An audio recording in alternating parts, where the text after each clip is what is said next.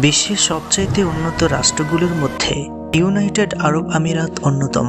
United আরব আমিরাত যেখানে বছরের পর বছর বৃষ্টির দেখা মিলত না, যার কারণে তারা কৃত্রিম উপায়ে বৃষ্টি বর্ষণের প্রক্রিয়া সম্পূর্ণ করেছে।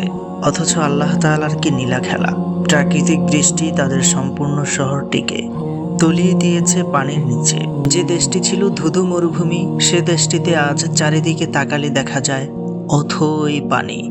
যবে থেকে ইউনাইটেড আরব আমিরাতে সনাতন ধর্মী মন্দির উদ্বোধন করা হয়েছে, তারপর থেকে শুরু হয়েছে এই দুর্যোগ। আল্লাহ আমাদের হেফাজত করুন, আমিন।